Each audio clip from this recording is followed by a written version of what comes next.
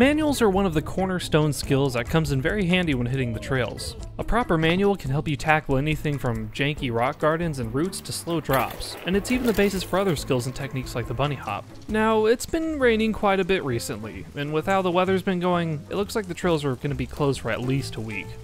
But just because the trails are closed doesn't mean we can't ride. In fact, this gives us a perfect excuse for a skill day, or week. And while there are dozens of manual tutorials online, I figured a manual tutorial from the perspective of a beginner that started with zero manualing ability would be a helpful resource, if only to bring focus on some aspects that others with more experience might overlook. While the experts might make it look stupid easy, it is worth noting, this is freaking difficult as hell. So, here's a manualing tutorial from someone who can't do manuals. Yet. And to get started, we're going to need a good place to practice. Parking lots are a great place to look, especially church and school parking lots on off days. Personally, I'm going to the opposite side of town to practice, because there's nothing like the quiet solitude of a boat ramp in the middle of January, even with all the wind.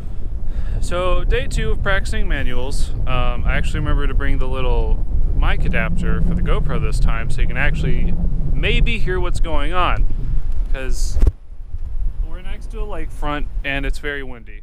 Now, the first thing you're going to want to do once you find a good spot is throw all the knowledge you have about manuals out the window. Because, let's face it, you're not going to make a lot of progress on your first day. Which sounds a bit harsh, but this is actually the perfect opportunity to get you moving around on the bike and experiment. Go ahead and try looping out a few times, bounce around a bit, get warmed up. This is going to take well over a day to figure out, so you might as well screw around and get used to moving the bike underneath you instead of, if you're like me, being moved around by the bike.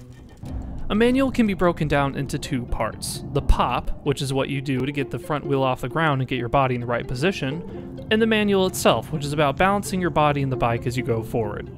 So, first step, the pop. The pop also consists of 2 parts, the preload, then the push backwards.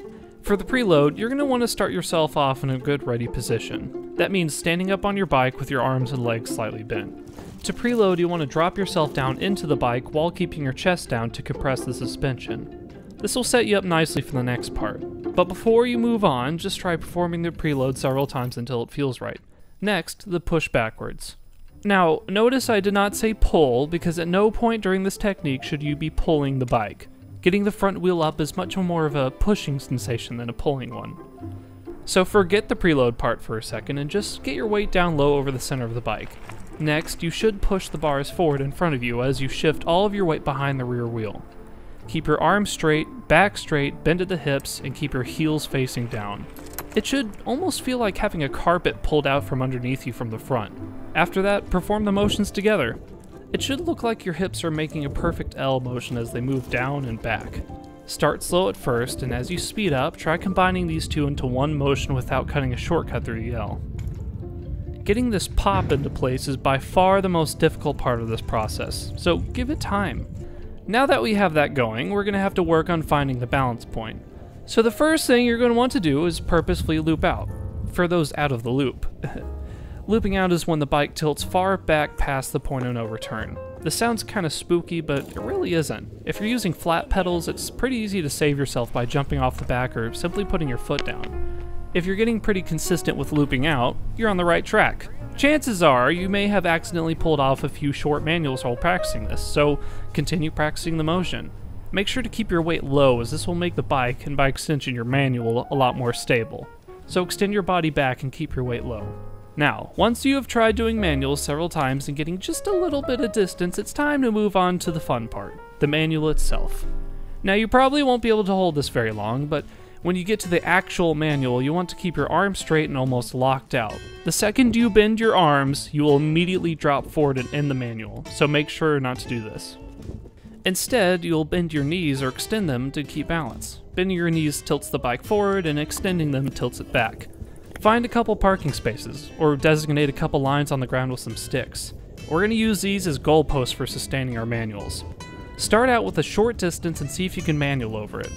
I started out with this walkway between these 2 handicap spaces, which works out to roughly 1 bike length. This is where the real work begins. Setting up goals for yourself is where all the practice really starts coming together and where you start to feel actual progress. Once you accomplish one goal, push it a little further and try to make that one. Over time, you'll be pushing it further and further until you'll be able to do controlled, sustained manuals over long distances. Now, I'm obviously not there yet, but for a guy who couldn't manual to save his life before, I've made a lot of progress over the course of a week. The great thing about manuals is that they can be applied to a lot of situations, and they're really simple to practice anywhere. Maybe you can try popping a couple on a straight bit of trail, or in the parking lot before a trailhead, or on the way to the start of a jump line for party laps, or on a commute to work. Over time, it'll start coming together with enough persistence, so give it time. It doesn't make sense to be hard on a tree for not fully growing in a day, so don't be hard on yourself if it takes a while. Wherever you are in your biking journey, you're exactly where you need to be. In-person outro. Just kidding. That's not part of the voiceover. I hope this video was helpful to y'all out there trying to learn manuals, and if not, I hope it was at least entertaining. And if there's anything that we've learned about manuals, it's that they cannot be done automatically. I know. Yeah, I got it.